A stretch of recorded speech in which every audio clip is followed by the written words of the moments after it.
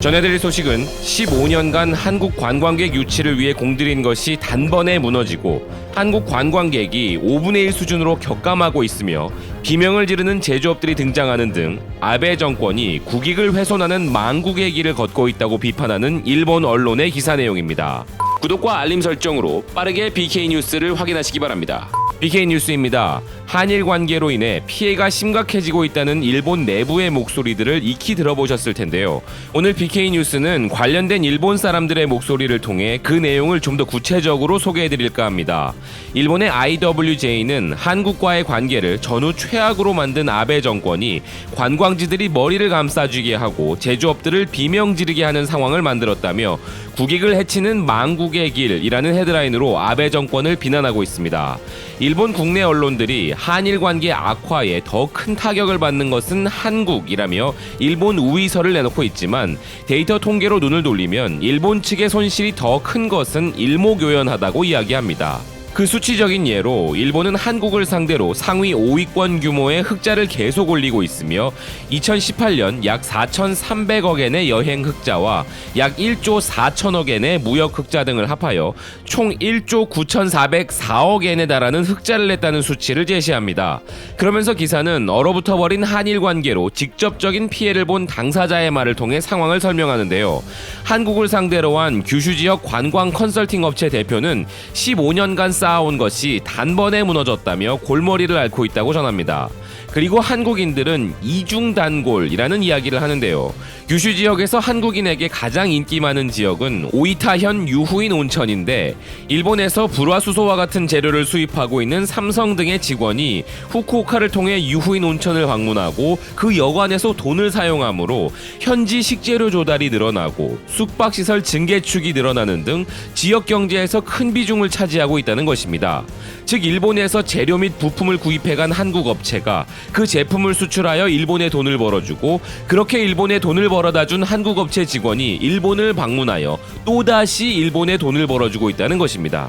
이 기사의 표현대로 일본 기준에서는 우리가 이중 단골이지만 현재 한일 관계의 기준에서 놓고 본다면 우리는 일본에서 재료를 구입해서 번 돈으로 다시 관광을 가는 등 일본의 모든 걸 다 갖다 바치면서도 일본에게 신뢰할 수 없는 국가 및 국민으로 평가를 받고 경제 제재를 당하는 이중 호구 국가의 국민이 되어버린 상황인 것이죠.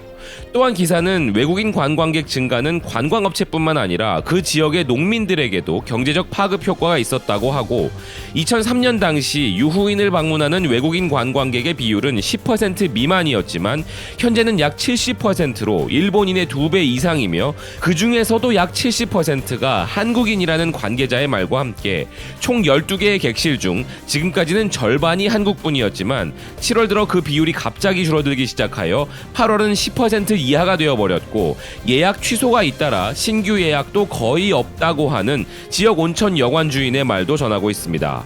한국 관광객이 감소로 돌아선 뒤로 이제는 5분의 1 수준으로 격감하고 말았다는 것인데요. 정치적 문제로 한일 관계 악화를 초래한 아베 정권은 이런 관광업자들의 비명소리에도 불구하고 한국에 대한 강경 외교를 고치려는 조짐은 전혀 없으며 마치 경제적 손실은 전혀 없는 것 같은 낙관적인 발언을 하고 있다고 지적하면서 이 모습은 큰 손해가 나고 있는데 일본군은 연전연승이라 거짓말을 흘려보낸 대본영의 발표와 겹치고 A급 전범인 기시 노부스케 전 총리가 자신의 손자인 아베 신조 총리의 모습으로 빙의한 것으로 보인다는 비난도 덧붙이고 있습니다. 또한 방일 외국인 중 24%를 차지하는 한국인이 7월부터 급감하여 내년 방일 외국인 4천만 명이라는 목표의 달성 여부가 절망적인데 아베 내각은 목표치 하향 조정도 하지 않고 마치 한일 관계 악화의 영향은 전혀 없는 것처럼 이야기하면서 전국 각지의 관광지를 습격한 아베 외교 불황의 불편한 진실을 은폐하여 일본 국익을 해치는 한국에 대한 강경 노선을 정당화하고 있다고 비판합니다. 또한 기사는 이런 관광업뿐만 아니라 일본의 제조업과 경제가 입을 타격에 대해서도 이야기하면서 전 경제산업성 관료인 코가 시게아키와의 인터뷰를 전하고 있습니다. 코가 시게아키는 2010년에 센카쿠 열도 문제로 인해 중국이 일본에 대한 보복 조치로 히토류 수출 제한을 했지만 관련된 업체들이 대체 경로를 찾거나 히토류 사용이 적은 제품을 개발하여 중국 의존도를 낮춘 결과 장기적으로 손실을 입은 것은 중국뿐이었다는 이야기와 함께 지금 일본이 우리나라에 행하고 있는 수출 규제 조치를 보면 히토리 수출 제한을 단행했던 중국의 실패가 일본에 의해 반복되고 있는 것일 수 있다는 경고를 했다고 전하고 있습니다. 덧붙여 아베 정권의 수출 규제 강화로 일본 업체가 큰 데미지를 입을 수 있는데, 아베 정권은 정치 보복이 아니라고 하지만 세코 히로시게 장관이 보복임을 사실상 인정하는 트윗을 하고 있으며 해외 언론들도 보복이라고 보도하고 있다면서 한국의 삼성이나 LG 등의 세계 최첨단 기업들이 일본은 자유무역이라고 해놓고 정치적 문제를 무역에 관련시켰으니 그런 나라의 기업의 부품이나 재료에 과도하게 의존하는 것은 위험하다라고 생각해도 전혀 이상하지 않을 것이라고 이야기합니다. 이는 아베가 전 세계에다가 재팬 리스크를 발신해버린 꼴이라는 것이죠. 세계 최첨단 기업에게 독점적 협력 관계를 이룰 수 있게 된다면서 이를 도요타와 그 협력업체의 관계로 비유하면 이번 조치가 비상식적이란 것이 드러나는데, 도요타의 하청 기업 중 부품 점유율이 단연 압도하는 우량 기업이라고 해도 그 기업이 스스로 자립할 수 있는 것은 아니며 도요타와 함께 신규 제품 개발을 해나가는 가운데 기술력이 올라가는 것인데, 이는 반도체 분야에서 세계 최첨단 기업인 삼성의 부품 및 원자재를 수출하고 있는 일본 업체도 같은 입장이라고 주장합니다. 불화수소의 순도를 단순히 올리는 것이 아니라 삼성이 제품별로 어느 정도의 비용을 들여 얼마나 순도를 올릴 것인지, 불순물의 성분은 얼마나 허용되는지 등 삼성의 신규 제품 개발에 맞춰 미묘한 조정이 필요하고, 이런 것이 일본 메이커에 있어서는 기술력이 되고 타국 기업과 결정적으로 차별화하기 위한 기술 축적이 된다는 것이죠. 허나 이제 앞으로 삼성이 신제품 개발을 할 때 일본 업체는 위험하기 때문에 한국 또는 해외에 일본 수준의 기술력을 가진 업체로 갈아타겠다고 결정을 하면 일본 메이커들은 협업을 통해서 얻을 수 있는 기술의 진보를 더 이상 얻을 수 없게 된다는 우려를 이야기합니다.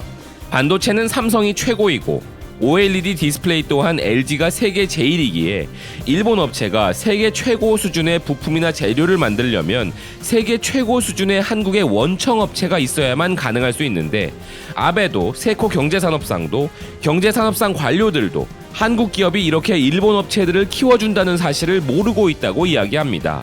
또한 일본 업체들이 일본에서 만들면 한국에 수출할 수 없으니 베트남으로 가서 만들자고 해버리는 해외 공장 이전 사태가 유발될 수도 있고, 이는 일본 내 일자리가 그만큼 사라지는 사태로 이어질 것은 두말할 나위도 없다고 이야기합니다. 현 상황은 큰 타격을 받을 것이 뻔한데 용감하게 싸운다면 마지막에는 대승리를 거둔다는 식의 전쟁 만화를 읽고 있는 것이 아닌가 의심이 되는 아베 외교의 폐해라고 이야기합니다.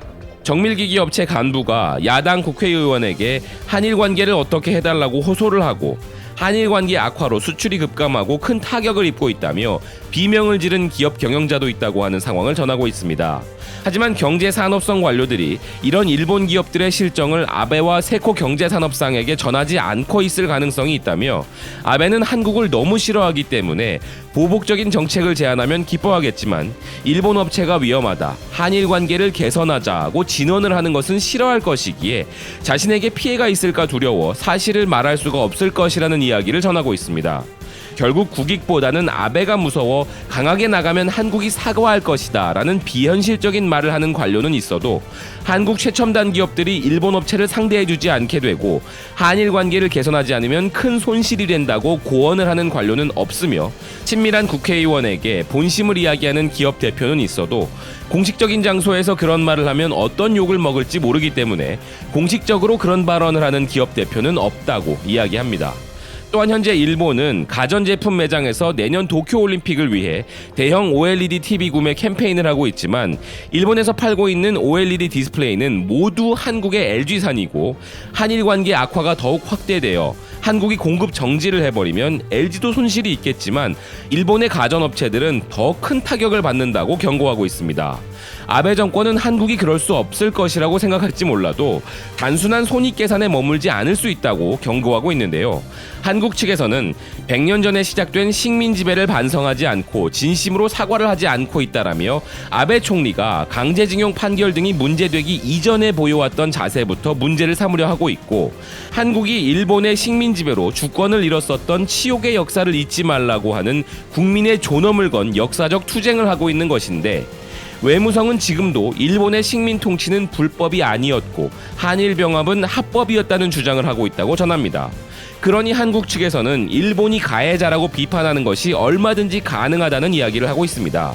또한 한국 정부는 만만치 않고 아베 정권보다 수준이 높다고 지적하는데요. 한국은 일본의 흑자를 본 적이 없고 계속 적자였고 예전에는 이 적자 폭을 축소하지 않으면 안 된다고 말했었지만 지금은 일본에서 고품질의 부품이나 재료를 구입하여 가공 제품을 수출하여 한국 기업의 국제 경쟁력을 높이고 있고 일본에게 보는 무역 적자에 대해서도 다른 나라에 수출하는 것으로 극복하면 된다는 생각으로 변했는데 그에 비해 일본은 말로는 자유무역이라 떠들면서 정치적 문제를 연관시켜 재팬 리스크를 세계에 알리고 말았으며 해외에서는 일본을 아시아의 모범국으로 생각했는데 최근 이상한 나라가 되어가고 있다는 이야기가 나오고 있다며 아베 정권의 한국에 대한 강경 외교로 한일 관계가 악화되어 경제적 타격을 받는 동시에 일본의 국가 브랜드도 훼손되었고 이 사건이 역사적인 어리석은 정책이라고 비판받게 되고 이것을 후회하는 날이 올 가능성이 높아지고 있다고 비난합니다. 기사는 일본 디스플레이션의 진실이라는 책으로 한국에서도 유명한 모타니 고스케 일본 종합연구소 수석연구원의 말도 전하고 있는데요.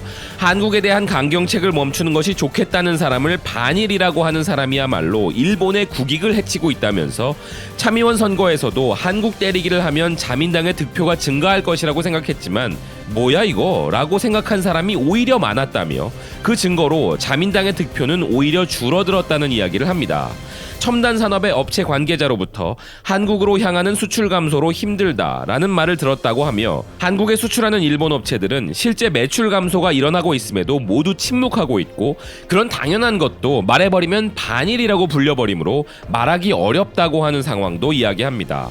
또한 이번 아베 관저와 경제산업성이 외무성을 모기장 밖으로 내보낸 것은 전쟁 전의 군부처럼 되어버렸기 때문이고 경제적 손실에 대한 계산을 하지 않고 감정적으로 흘러가는 이 상황을 그대로 방치해두면 전시 시절로 되돌아갈 것이라고 경고합니다.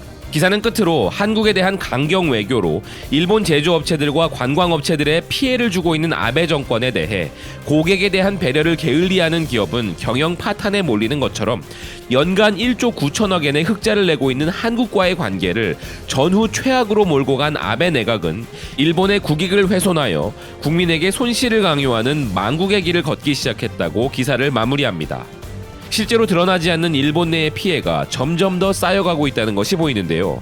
현재는 비록 작은 목소리들이 새어나오고 있는 수준이지만 이렇게 관광, 제조 분야를 비롯한 일본 내 경제에 타격이 있다는 이야기들이 점점 커지게 된다면 아베는 과연 언제까지 견딜 수 있을지 의문입니다.